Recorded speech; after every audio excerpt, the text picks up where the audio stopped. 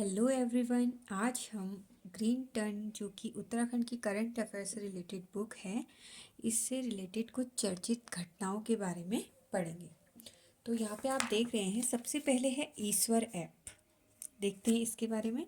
राष्ट्रीय जल विज्ञान संस्थान NIH रुड़की के वैज्ञानिकों ने देश के सभी जल स्रोतों की गणना और इसकी जानकारी के लिए ईश्वर मोबाइल ऐप तैयार किया है। पूछा जा सकता है कि ईश्वर ऐप किसके लिए बनाया गया है? जल स्रोतों की गणना और इनकी जानकारी के लिए। पायलट प्रोजेक्ट के रूप में ऐप की मदद से उत्तराखंड समेत 4 राज्यों उत्तराखंड, उड़ीसा, मेघालय और हिमाचल प्रदेश के स्रोतों का सर्वे शुरू किया जा रहा है। ये प्रोजेक्ट कौन सा है? पायलट प्रोजेक्ट के रूप में। और इसमें जो 4 राज्य कौन कौन से हैं? उत्तराखंड, उड़ीसा, मेघालय और हिमाचल प्रदेश। तो यहीं पर इन स्रोतों का सर्वे शुरू किया जा रहा है। पर्वतीय क्षेत्रों में रहने वाले अधिकांश लोग पेयजल के लिए यानी स्रोत यानी स्प्रिंग पर ही निर्भर हैं। क्लाइमेट चेंज से स्रोतों के सूखने या फिर पानी कम होने की बात लगातार सामने आ रही है। लोगों को लेकर सरकार के पास कोई सटीक जानकारी नहीं है। यही कारण है कि स्रोतों के उपचार और उनको रिचार्ज को लेकर कोई प्रोजेक्ट शुरू नहीं हो पाया है। इसीलिए ईश्वर ऐप की मदद से स्रोतों का सर्वे किया जाएगा। दूसरा है, उत्तराखंड में हर वर्ष 2 सितंबर को बुग्याल संरक्षण दिवस मनाया जाएगा। ये भी क्वेश्चन बन सकता है कि बुग्याल संरक्षण दिवस कब मनाया जाएगा?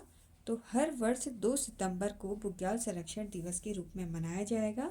मुख्यमंत्री पुष्कर सिंह धामी जी ने इसकी घोषणा उत्तराखंड राज्य विज्ञान एवं प्रौद्योगिकी परिषद मीन्स यूकास्ट में हिमालय संरक्षण सप्ताह के पहले दिन बुग्यालों के संरक्षण के लिए आयोजित संगोष्ठी में एक वीडियो संदेश के माध्यम से की। उन्होंने कहा कि हिमालय भावी पीढ़ियों के लिए हिमालय की सुंदरता और समृद्ध जैव विविधता को संरक्षित करना हमारा कर्तव्य है और बुग्यालों का संरक्षण करना सभी की जिम्मेदारी है। तो ये क्वेश्चन भी बन सकता है कि 2 सितंबर को बुग्याल संरक्षण दिवस मनाया जाएगा। तीसरा है, पचवा दून में खुला प्रदेश का पहला ड्रोन पायलट प्रशिक्षण केंद्र। पचवा दून यानी देहरादून में पचवा दून के सेलाकुई स्थित भारतीय मृदा एवं जल संरक्षण संस्थान यानी IISWC में प्रदेश का पहला ड्रोन पायलट प्रशिक्षण केंद्र और बिक्री काउंटर खुल गया है, जहां यहाँ 12वीं पास युवाओं को ड्रोन उड़ाने की प्रशिक्षण दिया जाएगा। उन्नत कृषि और आपदा बचाव में भी ड्रोन से मदद ली जाएगी। IISWC के मुताबिक यह रोजगार के अवसर पैदा करने और सतत कृषि और ग्रामीण विकास की दिशा में एक बड़ा कदम होने जा रहा है। तो ये भी पूछा जा सकता है ना। तो नेक्स्ट है, जौनसार बावर में धूमधाम से मनाया जाएगा जागड़ा पर्व। और ये पूछा गया था I think previous question paper में कि जागड़ा पर्व जो है वो किससे रिलेटेड है। ये है जौनसार बावर से। जनजातीय क्षेत्र जौनसार बावर में 2 दिन तक जागड़ा पर्व बड़ी धूमधाम से मनाया गया। देव स्नान के बाद 7 सितंबर को हजारों श्रद्धालुओं ने देवता के दर्शन किए। जौनसार बावर क्षेत्र में सिद्धपीठ महासू मंदिर हनोल के साथ साथ कई मंदिरों में जागड़ा पर्व की धूम रही। देखिए, जौनसार से रिलेटेड ही है महासू मंदिर और ये हनोल में है। और बता दें कि महासू देवता के प्रति अटूट आस्था है। महासू देवता का मुख्य मंदिर कहाँ है? हनोल में है। हनोल के साथ साथ क्षेत्र के अन्य महासू मंदिर में भी जागड़ा पर्व को बड़े ही हर्षोल्लास के साथ मनाया। महासू 4 भाई हैं, जिसमें सबसे छोटे छत्रधारी चालदा महासू देवता हैं, जो कि हमेशा ही चलायमान रहते हैं। इन दिनों चालदा महाराज दसऊ गांव में पिछले साल से प्रवास पर हैं। 1 या 2 साल एक स्थान पर रहकर चालदा महाराज अगले प्रवास पर जाएंगे और सदियों से प्रत्येक वर्ष महासू देवता के जागड़ा पर्व मनाने की परंपरा रही है। अब देखते हैं नेक्स्ट। ये देखिए, एस्ट्रो टूरिज्म के लिए विकसित होंगे नए स्थान।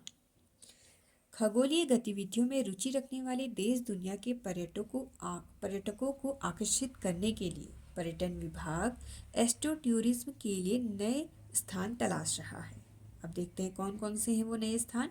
एक है पिथौरागढ़ के गूंजी और उत्तरकाशी जिला के जादूंग में एस्ट्रो टूरिज्म की संभावनाएं देखी जा रही हैं और वर्तमान में नैनीताल जिले के ताकुला व देवस्थानम और चमोली जिले के बेनीताल में एस्ट्रो विलेज विकसित किए जाएंगे, जहां पर देश दुनिया से आने वाले पर्यटक एकांत वातावरण में आसमान में टिमटिमाते तारों के नज़ारों का आनंद ले रहे हैं। तो ये भी काफ़ी इम्पोर्टेंट है। अब बात करते हैं उत्तराखंड की पहली लैब ऑन व्हील्स हुई रवाना। सीएम पुष्कर सिंह धामी जी ने स्टेट के सरकारी स्कूलों में पढ़ रहे स्टूडेंट को लैब ऑन व्हील्स के माध्यम से 4 मोबाइल साइंस लैब की सौगात दी है और सीएम आवास कैंप ऑफिस से पहले मोबाइल साइंस लैब के साइंस मॉडलों का अवलोकन करते हुए 4 मोबाइल साइंस लैब को हरी झंडी दिखाकर रवाना किया है। यूकास्ट व अगस्तिया इंटरनेशनल के सहयोग से इस प्रोजेक्ट के तहत लैब व्यवहारिक प्रदर्शनों, मॉडर्न साइंस एक्टिविटीज़ व प्रदर्शनों के माध्यम से स्टेट के 6 और 12th तक के स्टूडेंट लाभ पा सकेंगे।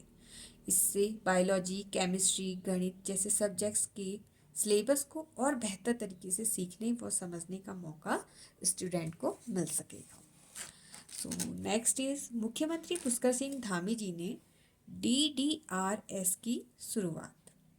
देखते हैं क्या है ये। उत्तराखंड के मुख्यमंत्री पुष्कर सिंह धामी जी ने राज्य प्रदूषण नियंत्रण बोर्ड द्वारा संचालित प्लास्टिक अपशिष्ट प्रबंधन की डिजिटल जमा वापस प्रणाली का शुभारंभ किया है, जिसे DDRS कहते हैं, डिजिटल जमा वापसी प्रणाली है। इसमें क्या होगा कि जैसे कोई भी प्लास्टिक की चीज़ें अगर आपके पास हैं तो आप उसको QR कोड से स्कैन करके आप उनको सीधे उसे बेच सकते हैं।